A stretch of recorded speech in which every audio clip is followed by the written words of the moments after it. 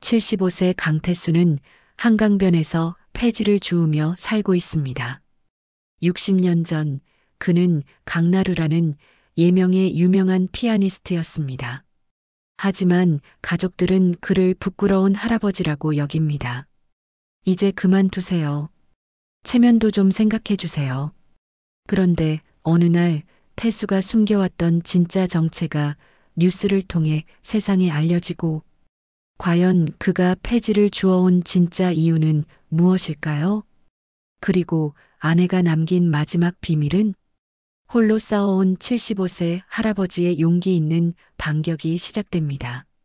나루터의 늙은 피아니스트 시작하겠습니다. 강태수 75. 새벽 안개가 걷히는 한강변에서 그는 리어카를 끌며 폐지를 줍고 있었습니다. 강나루 여인숙. 한때는 강가의 작은 보석이었지만 이제는 낡은 간판만이 과거의 영광을 말해주고 있었습니다. 태수는 정확한 동작으로 폐지를 골라 담았습니다. 60년 전 강나루라는 예명으로 피아노를 치던 그 손은 이제 골판지와 신문지를 분류하고 있었습니다. 하지만 그에게는 이것도 하나의 헌신이었습니다. 가족을 위한, 삶을 위한 조용한 책임감의 표현이었습니다. 태수는 자신이 평생 지켜온 신념이 있었습니다. 헌신과 책임감. 이것이 자신과 가족을 지켜왔다고 믿었습니다. 화려했던 피아니스트 시절도, 그 후에 평범한 아버지로서의 삶도 모두 이 신념 위에 세워져 있었습니다. 오전 10시쯤 여인숙 앞에 깔끔한 승용차 한 대가 멈춰섰습니다. 며느리 지은이 내려왔습니다. 그녀의 표정에는 익숙한 피로가 서려 있었습니다. 조심스럽게 봉투를 내밀며 말했습니다. 아버님, 생활비예요.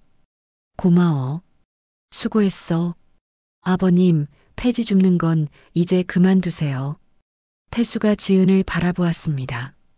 지은이 계속 말했습니다. 동네 사람들도 수군거려요. 저희 체면도 좀 생각해 주세요. 지은의 눈빛을 자세히 들여다본 태수는 무언가를 감지했습니다. 그것은 염려가 아니었습니다. 수치스러움이었습니다. 시아버지가 폐지를 줍는다는 사실 자체가 그녀에게는 견디기 힘든 수치였던 것입니다. 태수는 고개를 끄덕였습니다. 알겠어. 생각해 볼게. 지은이 떠난 후 태수는 여인숙 안으로 들어갔습니다. 구석에 놓인 낡은 피아노가 그를 맞았습니다. 검게 변한 건반 위로 굳어진 손가락을 천천히 올려보았습니다. 소리는 나지 않았지만 그의 마음속에서는 희미한 멜로디가 흘러나왔습니다. 그때 밖에서 엔진 소리가 들렸습니다. 고급 외제차였습니다. 태수는 창문 너머로 내려다보았습니다. 김 사장이 화려한 코트를 입고 차에서 내렸습니다. 60대 초반의 그는 여전히 당당한 걸음걸이로 여인숙을 향해 걸어왔습니다. 태수가 문을 열고 나갔습니다. 김 사장이 친근한 듯하지만 냉소적인 미소를 지으며 말했습니다. 형님, 잘 지내시죠? 그럭저럭 살고 있어요. 형님, 이 부지 철거 곧 들어갑니다. 김 사장의 목소리에 사업적인 차가움이 묻어났습니다. 더 이상 이 강나루에 헌신하지 마시고 깔끔하게 나가세요. 그 말을 들은 순간 태수의 가슴에 무언가가 걸렸습니다. 헌신하지 마시고라는 표현. 그것은 자신이 평생 소중히 여겨온 가치를 정면으로 부정하는 말이었습니다. 김 사장이 돌아서며 차에 올랐습니다. 엔진이 시동을 걸자 먼지가 일어났습니다. 태수는 그 흙먼지를 맞으며 서 있었습니다. 고급차가 사라진 자리에는 바람에 날린 낡은 악보 한 장이 떨어져 있었습니다. 태수는 그것을 주워들었습니다. 오래된 피아노 곡의 첫 페이지였습니다. 태수는 그 악보를 바라보며 생각에 잠겼습니다. 자신이 평생 지켜온 헌신이라는 삶의 방식. 그것이 혹시 세상에서는 미련하고 무가치한 것으로 취급되는 것은 아닐까? 며느리의 수치스러워하는 눈빛, 김 사장의 냉소적인 조언. 모든 것이 그가 지켜온 신념의 균열을 일으키고 있었습니다. 태수는 악보를 조심스럽게 접어넣으며 강물을 바라보았습니다.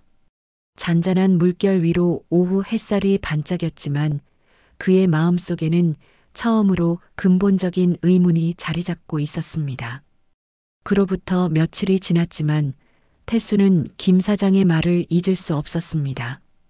더 이상 이 강나루에 헌신하지 마시고. 그 말이 계속 머릿속을 맴돌았습니다. 자신이 평생 소중히 여겨온 헌신이라는 가치가 다른 사람들에게는 그저 무의미한 고집으로 보이는 것일까요? 태수는 여인숙 사장을 찾아갔습니다. 70대 중반의 사장은 낡은 장부를 들여다보고 있었습니다. 태수가 조심스럽게 말했습니다. 사장님, 제가 폐지 주어서 이 여인숙 유집이라도 보태는 것 아닙니까? 여인숙 사장이 고개를 들었습니다. 그렇긴 하지만 태수 씨, 요즘 세상이 어떤 세상인데요? 저도 나름대로 역할을 하고 있다고 생각하는데. 역할이요? 태수 씨, 솔직히 말씀드리면 그 돈으로는 전기세도 제대로 안 나와요. 사장의 말에 태수는 할 말을 잃었습니다. 자신이 필사적으로 지켜온 존재 가치가 그저 미미한 것에 불과했다는 현실을 직면해야 했습니다. 며칠 후 지은이 다시 찾아왔습니다. 이번에는 표정이 더욱 굳어 있었습니다. 단도직입적으로 말했습니다. 아버님, 정말 마지막으로 말씀드려요. 무슨 일이니? 이젠 돈이 중요해요. 아버님의 옛 명성은 우리 삶에 아무런 경제성이 없어요.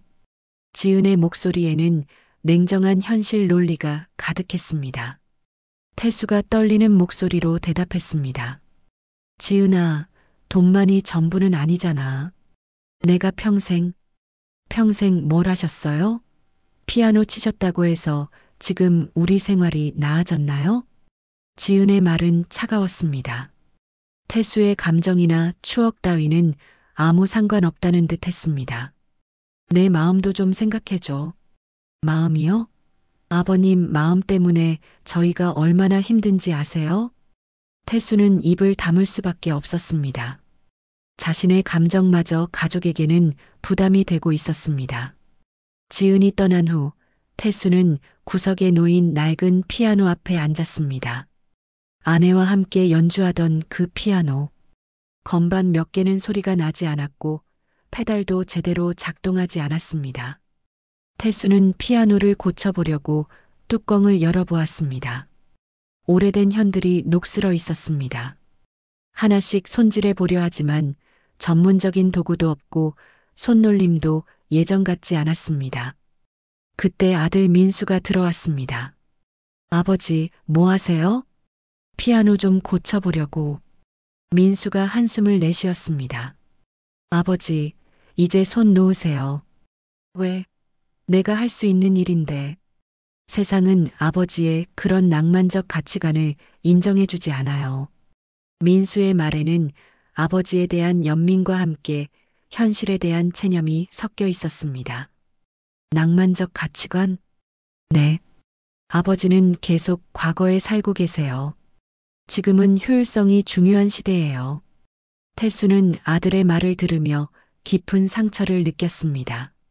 가장 가까운 사람들조차 자신의 마음을 이해해주지 않았습니다. 그럼 나는 어떻게 살아야 하는 거니? 현실적으로 사세요. 더 이상 의미 없는 일에 매달리지 마시고. 민수가 떠난 후 태수는 홀로 남았습니다. 여인숙의 적막함이 그를 짓눌렀습니다. 밤이 깊어졌습니다. 태수는 리어카를 끌고 강변을 걸었습니다. 폐지 더미 위로 달빛이 쏟아져 내렸습니다.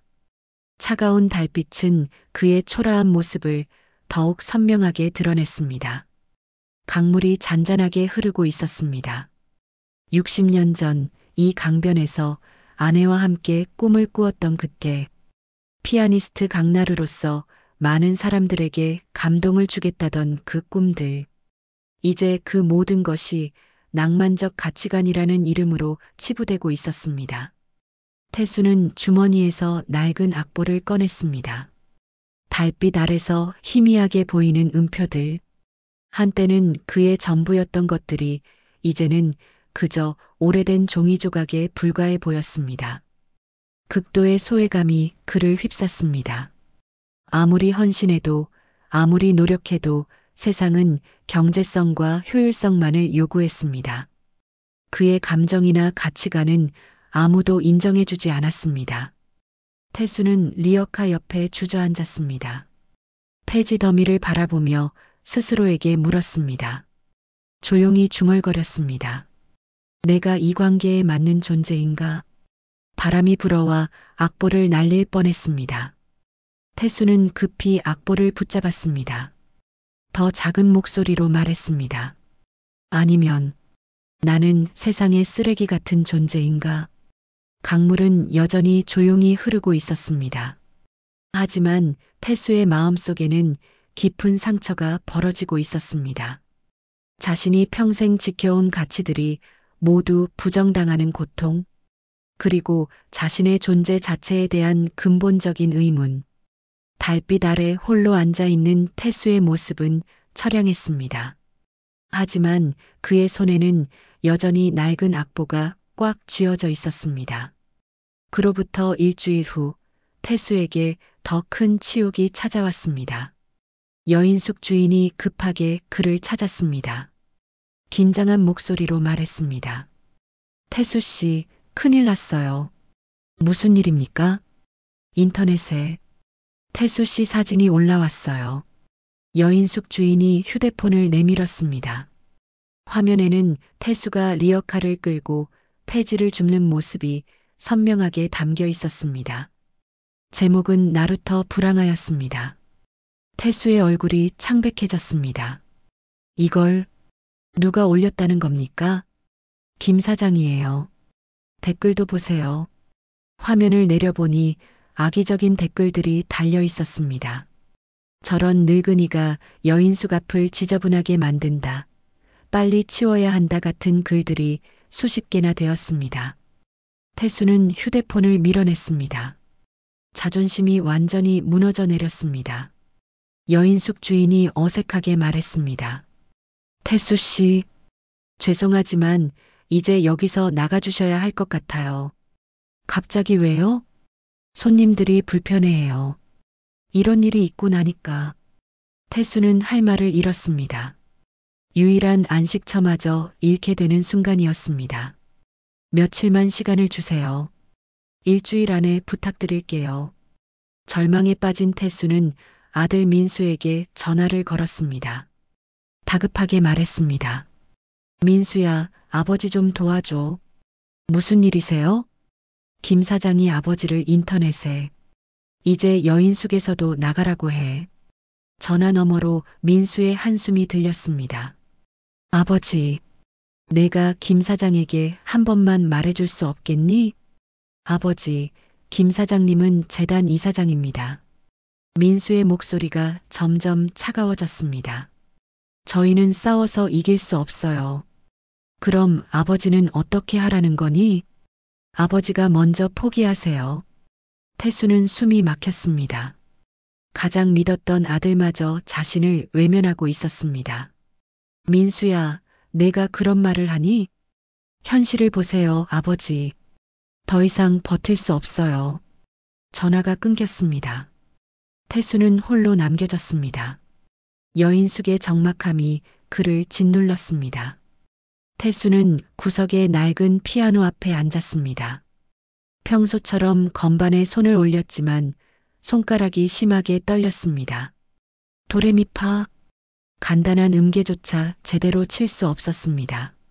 절망이 온몸을 지배하고 있었습니다. 태수는 고개를 숙이고 울었습니다. 60년간 지켜온 모든 것이 무너져 내리고 있었습니다. 자존심도 거처도 가족의 믿음도 모두 사라졌습니다. 내가 정말 쓸모없는 존재구나. 목소리가 떨렸습니다. 그날 밤 태수는 강변에 나갔습니다. 리어카 위에는 그동안 모아둔 낡은 악보들이 쌓여 있었습니다. 그는 그 악보들을 하나씩 들어 올렸습니다. 이제 정말 끝인가? 악보를 찢으려 했습니다. 하지만 손이 움직이지 않았습니다. 그때 문득 아내의 마지막 모습이 떠올랐습니다. 병원 침대에 누워있던 아내가 그를 바라보던 그 눈빛, 사랑과 믿음이 가득했던 그 시선, 아내가 마지막에 했던 말이 생각났습니다. 당신의 음악은 아름다워요. 태수는 악보를 다시 내려놓았습니다. 깊은 숨을 들이마셨습니다. 천천히 일어서며 말했습니다. 이대로는 안 된다. 목소리에 힘이 실렸습니다. 나의 삶과 음악은 쓰레기가 아니다. 태수는 리어카를 끌고 여인숙으로 돌아갔습니다. 방 안에서 오래된 서류 뭉치를 찾아냈습니다. 강나루 여인숙 부지 권리증서였습니다. 20년 전 아내와 함께 겨우 마련한 이 작은 땅. 여인숙 부지의 절반이 그의 소유였습니다. 아무도 모르는 비밀이었습니다. 태수는 권리증서를 꽉 쥐었습니다. 단호하게 말했습니다. 김 사장, 이제 정면으로 맞서겠어. 그는 휴대폰을 꺼내 변호사 사무실 번호를 찾기 시작했습니다. 물러설 곳도 없고 도와줄 사람도 없었지만 포기할 수는 없었습니다. 태수의 눈에는 오랜만에 의지의 불꽃이 타오르고 있었습니다. 절망의 끝에서 찾은 마지막 희망이었습니다. 아내야, 당신이 사랑했던 내 음악을 지켜낼게. 밤이 깊어갔지만 태수는 잠들지 않았습니다. 내일부터 시작될 진짜 싸움을 준비하고 있었습니다. 더 이상 물러서지 않겠다는 결심과 함께 강물은 여전히 조용히 흘렀지만 여인숙 안에서는 새로운 의지가 꿈틀대고 있었습니다. 결심을 다진 다음 날 태수는 변호사 사무실 대신 다른 곳으로 향했습니다. 나루터 쉼터에서 며칠 전 우연히 만난 젊은 여성이 생각났습니다. 지역 방송국 PD라고 자신을 소개했던 그녀 말입니다. 방송국 로비에서 유나를 만났습니다. 30대 초반의 그녀는 태수를 보자 반갑게 인사했습니다. 어르신, 어떻게 여기까지 오셨어요? 태수가 조심스럽게 말했습니다. 실은 부탁드릴 일이 있어서 왔습니다. 무슨 일이신지 말씀해 보세요. 저를 사람들에게 소개해 주실 수 있을까요? 유나가 의아해했습니다. 소개요? 내가 예전에 강나루라는 예명으로 피아니스트를 했었다는 걸 세상에 증명하고 싶습니다. 유나의 눈이 커졌습니다. 강나루라는 이름을 아는 몇 안 되는 사람 중 하나였습니다. 놀라며 말했습니다. 정말요? 어르신이 그 강나루셨어요? 네. 하지만 한 가지 조건이 있습니다. 태수가 진지하게 말했습니다. 내가 폐지를 줍는 이유만은 비밀로 해주시오. 유나는 태수의 간절한 눈빛을 보며 고개를 끄덕였습니다. 그날부터 유나는 태수의 이야기를 취재하기 시작했습니다. 여인숙에서 만난 두 번째 날, 유나는 태수와 깊은 대화를 나누었습니다. 할아버지, 왜 갑자기 세상에 나서려고 하시는 거예요? 태수가 창밖을 바라보며 대답했습니다. 내 음악이 정말 쓸모없는 건지 확인하고 싶어. 쓸모없다니요? 가족들은 모두 내 과거를 낡은 것, 쓸모없는 것이라고 해. 김 사장은 나를 불황하라고 부르고 유나가 화가 난 듯 말했습니다. 그건 잘못된 거예요. 정말 할아버지의 음악은 돈이나 효율성이 아니라 이 시대를 사는 사람들에게 필요한 위로입니다. 유나의 순수한 응원에 태수의 마음이 따뜻해졌습니다. 오랜만에 자신을 이해해주는 사람을 만났다는 느낌이었습니다. 정말 그렇게 생각하오? 물론이에요. 제가 어렸을 때 할머니가 강나루 선생님 음악을 들려주셨거든요. 그때의 감동을 지금도 기억해요. 태수의 외로움이 조금씩 해소되기 시작했습니다. 자신의 결정이 옳았다는 확신도 생겼습니다. 며칠 후 유나는 본격적인 촬영을 제안했습니다. 할아버지, 한번 연주해 보시겠어요? 카메라에 담고 싶어요. 태수는 망설였습니다. 손이 예전 같지 않은데. 괜찮아요. 완벽할 필요 없어요. 그날 밤 여인숙의 낡은 피아노 앞에서 태수는 오랜만에 진지하게 연주를 준비했습니다. 유나도 함께 밤을 새웠습니다. 태수의 손가락이 건반 위로 움직이기 시작했습니다. 처음에는 어색했지만 점차 옛 감각이 되살아났습니다. 쇼팽의 녹턴이 여인숙 안을 가득 채웠습니다. 비록 몇 개의 건반이 제대로 소리나지 않았지만 그 연주에는 60년의 세월과 깊은 감정이 담겨 있었습니다. 유나는 조용히 카메라로 그 모습을 담았습니다. 태수의 주름진 손과 낡은 피아노, 그리고 그 사이를 흐르는 아름다운 선율. 연주가 끝나자 둘은 한동안 말이 없었습니다. 유나가 먼저 입을 열었습니다. 할아버지, 정말 아름다워요. 태수의 눈에 눈물이 맺혔습니다. 고마워요. 오랜만에 누군가가 내 음악을 들어줘서. 유나는 카메라를 정리하며 태수에게 다가섰습니다. 조용히 속삭였습니다. 할아버지, 내일 아침 9시 뉴스 속보입니다. 태수가 놀라며 물었습니다. 뉴스 속보요? 세상이 놀랄 거예요. 태수의 가슴이 뛰기 시작했습니다. 드디어 자신의 진짜 모습을 세상에 보여줄 때가 온 것입니다. 단호함과 두려움이 동시에 밀려왔습니다. 김 사장이 어떤 반응을 보일지, 가족들은 뭐라고 할지 알 수 없었습니다. 하지만 이제 돌아갈 수는 없었습니다. 태수는 창밖을 바라보며 마음을 다잡았습니다. 아내야, 내일이면 모든 게 바뀔 거야. 유나는 태수의 어깨를 가만히 두드렸습니다. 할아버지, 걱정하지 마세요. 진실은 반드시 통하니까요. 그날 밤 태수는 잠들지 못했습니다. 60년 만에 다시 세상 앞에 서는 순간을 앞두고 있었습니다. 무서웠지만 동시에 기대도 되었습니다. 새벽이 밝아오면서 태수는 자신의 첫 번째 반격이 곧 시작될 것임을 느꼈습니다. 이제 더 이상 숨어 있을 수 없었습니다. 아침 9시 뉴스 속보가 전파를 탔습니다. 전설의 피아니스트 강나루 60년 만에 귀환. 태수의 연주 모습이 화면 가득 펼쳐졌습니다. 김 사장의 사무실에서는 난리가 났습니다. 그는 화면을 보며 주먹을 쥐었습니다. 격분하여 소리쳤습니다. 이게 뭡니까? 강태수가 언제부터 강나루였다는 거예요? 비서가 당황하며 대답했습니다. 사장님, 저희도 몰랐습니다.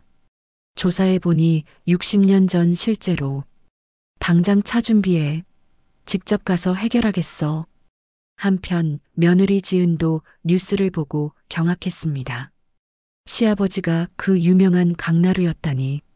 하지만 그보다 더 큰 충격은 자신이 그런 사람을 패지나 줍는다며 무시했다는 사실이었습니다. 김 사장은 곧바로 나루터 쉼터로 향했습니다. 태수는 유나와 함께 뉴스 반응을 확인하고 있었습니다. 김 사장이 성큼성큼 다가오며 소리쳤습니다. 강태수, 아니 강나루. 태수가 차분히 돌아보았습니다. 왔군요. 형님, 왜 이 나이에 망신입니까? 김 사장의 얼굴이 불그락푸르락했습니다. 망신이라니, 내 진짜 모습을 보여준 것뿐인데요. 당신이 명성을 쫓을 때 나는 당신을 대신해서 현실을 지켰다고요. 김 사장이 가슴을 치며 호통쳤습니다. 태수의 눈빛이 차갑게 변했습니다. 당신이 지킨 것은 나의 명성이 아니라 당신의 이익이었지. 뭐라고요? 내가 폐지 주울 때 내 아내는 병실에서 당신의 비난을 들어야 했어. 태수의 목소리에 깊은 분노가 실렸습니다. 당신은 나의 음악을 무시하고 나의 헌신을 착취했어. 김 사장이 당황하며 반박했습니다. 착취라니. 내가 이 재단을 키워야 당신 명성이라도 유지되는 거 아닙니까? 내 폐지 리어카에 실린 건 쓰레기가 아니라 당신들이 외면한 나의 존재 가치였어. 태수의 말에 김 사장은 할 말을 잃었습니다. 주변 사람들이 하나둘 모여들기 시작했습니다. 형님, 그렇게 나오실 거면 당신의 위선은 거기까지요. 태수가 단호하게 말을 끊었습니다. 내 명곡의 저작권은 당신의 것이 아닙니다. 김 사장의 얼굴이 창백해졌습니다. 이제 모든 것을 법정에서 밝히겠소. 법정이라고요? 네. 그동안 당신이 내 이름으로 벌어들인 수익, 그리고 내가 왜 폐지를 주어야 했는지 모든 진실을 말이죠. 김 사장은 논리적으로 완전히 패배했습니다. 더 이상 변명할 수 없었습니다. 분노에 찬 얼굴로 마지막 발악을 했습니다. 당신이 폐지나 줍는 꼴을 보며 얼마나 통쾌했는지 아십니까? 목소리가 떨렸습니다. 나는 당신이 진심으로 불쌍했어요. 한때 유명했던 사람이 그렇게 초라해지는 걸 보면서 그 순간 태수는 김 사장의 얼굴에서 무언가 다른 감정을 포착했습니다. 분노 뒤에 숨어 있는 깊은 죄책감과 열등감이었습니다. 그게 당신의 진심이었군요. 태수가 조용히 말했습니다. 김 사장은 더 이상 할 말이 없었습니다. 그는 울분에 차서 돌아섰습니다. 걸어가면서 뒤돌아보며 소리쳤습니다. 이게 끝이 아닙니다. 재단 이사회에서 가만두지 않을 거예요. 하지만 그의 목소리에는 이미 기세가 꺾여 있었습니다.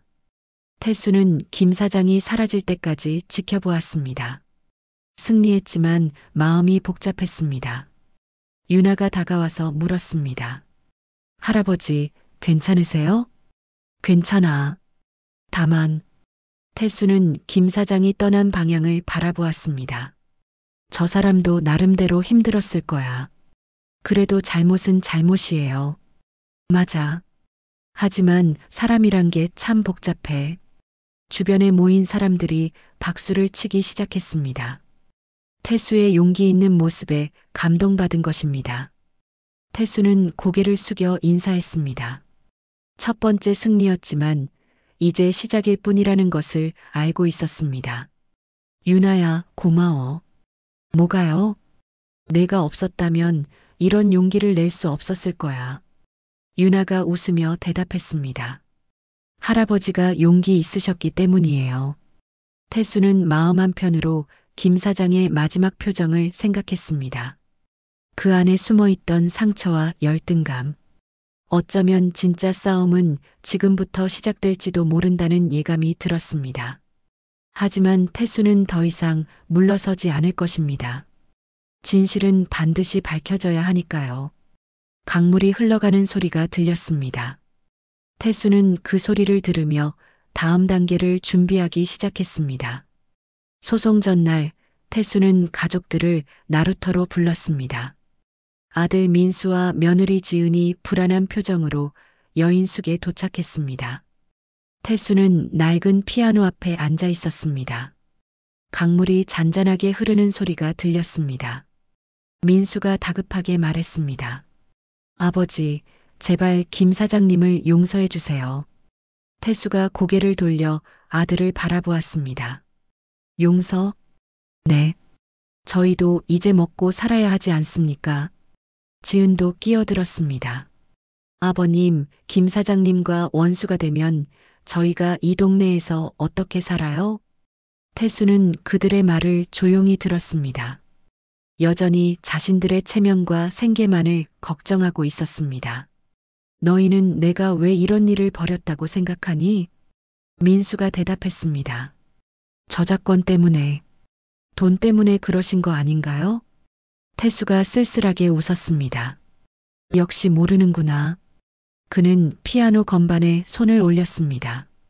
마지막으로 한 번 더 연주하고 싶었습니다. 조용히 말했습니다. 나는 이제 김 사장을 용서하지도 벌하지도 않을 것이다. 가족들이 놀란 표정을 지었습니다. 내가 이 소송을 건 것은 돈이나 명예를 되찾기 위함이 아니었다. 태수의 목소리에 깊은 감정이 실렸습니다. 내가 왜 폐지를 줍는지를, 왜 이 강나루에 남았는지를 너희들에게 보여주기 위함이었다. 민수가 이해하지 못하겠다는 표정을 지었습니다. 그럼 왜 폐지를 주우셨어요? 태수가 잠시 망설이다가 말했습니다. 너희 어머니가 마지막에 남긴 말 때문이야. 어머니가요? 어머니는 내게 이렇게 말했어. 당신의 음악으로 가난한 사람들을 도와달라고. 가족들은 처음 듣는 이야기였습니다. 폐지를 팔아서 번 돈은 모두 이 동네 어려운 사람들에게 나눠줬다. 그것이 어머니와의 약속이었어. 지은이 놀라며 물었습니다. 그럼 저희가 드린 생활비로. 그래. 나는 너희 돈으로 살았고 내가 번 돈은 모두 남들을 위해 썼지. 태수는 피아노를 천천히 연주하기 시작했습니다. 쇼팽의 야상곡이 여인숙을 가득 채웠습니다. 연주를 마치고 말했습니다. 이제 그 역할은 끝났다. 아버지, 나는 이제 소송을 취하할 거야. 민수가 당황했습니다. 취하한다고요? 왜요? 여인숙 부지 담보도 포기하겠어. 지은이 급하게 말했습니다. 아버님, 그럼 여기서 쫓겨나시잖아요. 태수의 얼굴에는 놀랍게도 고통 대신 환한 미소가 떠올랐습니다. 쫓겨나는 게 아니야. 내가 떠나는 거지. 그는 일어서서 창밖을 바라보았습니다. 압도적인 해방감이 온몸을 감쌌습니다. 60년 동안 이 자리에 묶여 있었어. 이제야 자유로워질 수 있겠구나. 태수는 리어카로 가서 아내의 악보들을 조심스럽게 실었습니다. 아버지, 어디 가시려고요? 시골로 갈 거야. 조용한 곳에서 아내와의 약속을 계속 지켜나갈 거야. 민수가 다시 한번 애원했습니다. 아버지, 저희와 함께 사세요. 태수가 고개를 저었습니다. 고마워. 하지만 이제 각자의 길을 가야지. 그는 마지막으로 낡은 피아노를 바라보았습니다. 60년간 함께한 동반자였습니다. 잘 있어라. 태수는 리어카를 끌고 여인숙을 나섰습니다. 가족들은 뒤에서 그를 바라보았습니다. 강나루의 석양이 아름다웠습니다. 태수는 걸어가면서 깊은 숨을 들이마셨습니다. 오랜 짐을 내려놓은 자의 홀가분함과 자유로움이 온몸에 퍼졌습니다. 아쉬움은 없었습니다. 오히려 새로운 시작에 대한 기대감이 컸습니다. 태수는 뒤돌아보지 않았습니다. 앞으로만 걸어갔습니다.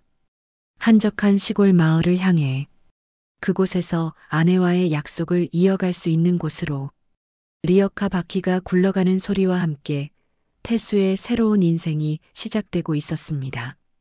시골 마을의 작은 집. 태수는 평화로운 일상을 보내고 있었습니다. 작은 방 한편에 놓인 중고 피아노에서 잔잔한 선율이 흘러나왔습니다. 창밖으로는 논밭이 펼쳐져 있고 저 멀리 산자락이 보였습니다. 강나루를 떠난 지 석 달. 태수는 이곳에서 진정한 평온을 찾았습니다. 아침에는 동네 할머니들과 함께 텃밭을 가꾸고 저녁에는 피아노를 연주했습니다. 폐지를 줍던 리어카는 이제 채소를 나르는 용도로 쓰이고 있었습니다. 어느 가을 오후 예상치 못한 방문객이 찾아왔습니다. 김 사장이었습니다. 하지만 예전의 화려한 모습은 온데간데 없었습니다. 낡은 점퍼를 입고 머리도 많이 휘어져 있었습니다. 태수가 놀라며 문을 열었습니다. 어떻게 여기를? 김 사장이 고개를 숙이며 말했습니다. 형님을 찾느라 한참 헤맸습니다. 태수는 그를 집 안으로 들였습니다. 김 사장의 초라해진 모습이 안쓰러웠습니다. 차를 내오며 물었습니다. 무슨 일로 이렇게 먼 곳까지? 김 사장이 떨리는 목소리로 말했습니다. 형님, 죄송합니다. 갑자기 왜? 저는 사업에 실패했어요. 김 사장의 눈에 눈물이 맺혔습니다. 형님과의 일이 있은 후로 모든 게 잘못되기 시작했어요. 동업자들도 떠나고 투자자들도 손을 뗐고 태수는 말없이 그의 말을 들었습니다. 그제야 깨달았어요. 제가 얼마나 잘못 살아왔는지. 김 사장이 손으로 얼굴을 가렸습니다. 누나에게 죄책감 때문에 형님한테 그렇게 했던 거예요. 누나? 제 누나가 형님을 좋아했었어요. 60년 전에. 태수가 놀란 표정을 지었습니다. 하지만 형님은 누나 대신 사모님을 선택하셨죠. 누나는 평생 결혼도 못하고 저는 그게 형님 때문이라고 생각했어요. 김 사장이 눈물을 흘리며 계속 말했습니다. 형님이 폐지를 주우며 여인숙을 지키는 모습을 보면서 그게 얼마나 힘든 일인지 이제야 알겠어요. 태수는 복잡한 심정이었습니다. 김 사장의 행동에는 그런 개인적인 이유가 있었던 것입니다. 김 사장이 무릎을 꿇었습니다. 형님, 용서해 주세요. 태수가 그를 일으켜 세웠습니다. 일어나세요. 그럴 필요 없어요. 저는 이제 아무것도 없어요. 집도 회사도 다 잃었어요. 태수는 연민을 느꼈습니다. 하지만 동시에 명확한 선을 그어야 한다고 생각했습니다. 단호하게 말했습니다. 김 사장, 당신의 후회는 받아들이겠어요. 정말요? 하지만 나는 이제 남을 위한 희생의 삶으로는 돌아가지 않을 것이다. 김 사장이 고개를 끄덕였습니다. 당연합니다. 제가 그럴 자격도 없고요. 태수는 부엌으로 가서 쌀 한 포대를 가져왔습니다. 이것만 가져가세요. 형님, 이것도 도움이 아니에요. 그냥 옛 인연에 대한 예의입니다. 김 사장이 쌀 포대를 받으며 물었습니다. 형님, 그런데 정말 궁금한 게 있어요. 뭔가요? 형님이 왜 그렇게 폐지를 주우셨는지, 그리고 여인숙 부지는 어떻게 되었는지. 태수가 미소를 지으며 말했습니다. 그건 나중에 알게 될 거예요. 나중에요? 지금은 때가 아니에요. 김 사장은 더 이상 묻지 않았습니다. 태수의 표정에서 지금은 말할 수 없다는 의미를 읽었습니다. 김 사장이 일어서며 말했습니다. 그럼 저는 이만. 조심히 가세요. 그리고 태수가 그의 어깨에 손을 올렸습니다. 이제 새로운 관계를 시작해 봅시다. 서로를 원망하지도 의존하지도 않는. 김 사장이 고개를 끄덕였습니다. 고맙습니다, 형님. 김 사장이 떠난 후 태수는 홀로 앉아 생각에 잠겼습니다. 과거의 모든 일들이 복잡하게 얽혀 있었지만 이제는 모든 것을 정리할 때가 되었습니다. 하지만 아직 말할 수 없는 비밀들이 있었습니다. 폐지를 주었던 진짜 이유의 전모, 여인숙 부지가 어떻게 되었는지, 그리고 자신이 마지막에 내린 결정이 어떤 결과를 가져왔는지. 태수는 창밖을 바라보며 중얼거렸습니다. 아직 모든 이야기가 끝난 것은 아니야. 석양이 지고 있었습니다. 태수는 피아노 앞에 앉아 조용한 선율을 연주하기 시작했습니다. 평화롭지만 그 안에는 아직 밝혀지지 않은 깊은 이야기가 숨어 있었습니다. 마을의 저녁 종소리가 울려 퍼지는 가운데 새로운 관계로 출발한 두 사람의 이야기는 또 다른 국면을 향해 나아가고 있었습니다. 시골 마을에 겨울이 찾아왔습니다.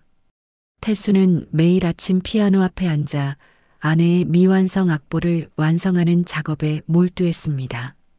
아내가 생전에 작곡하던 곡이었는데 마지막 부분만 남겨두고 세상을 떠났던 것입니다.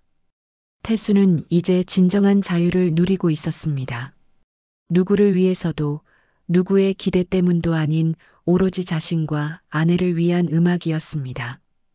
어느 눈 내리는 오후 우편함에 편지 한 통이 도착했습니다. 며느리 지은이 보낸 것이었습니다. 아버님, 중요한 것을 발견했습니다. 편지를 읽어가며 태수는 놀라지 않을 수 없었습니다. 지은은 강나루 여인숙을 정리하던 중 태수가 폐지 리어카에 싣고 다니던 낡은 종이 더미 속에서 특별한 편지를 발견했다고 했습니다. 아내가 생전에 써둔 편지였습니다. 태수는 급히 그 편지를 찾아보았습니다. 아내의 친필로 쓰인 글귀들이 눈에 들어왔습니다. 당신 김 사장에게 저작권을 판 것이 아니에요. 저작권의 절반은 나루터 환경 정화 기금으로 쓰이도록 했고 나머지 절반은 당신과 김 사장이 함께 음악적 유산으로 남기도록 했어요. 태수의 손이 떨렸습니다. 60년 동안 자신이 알고 있던 진실이 완전히 뒤바뀌는 순간이었습니다. 편지는 계속되었습니다. 당신이 언젠가 폐지를 주우며 이 강나루를 지켜주기를 바라요.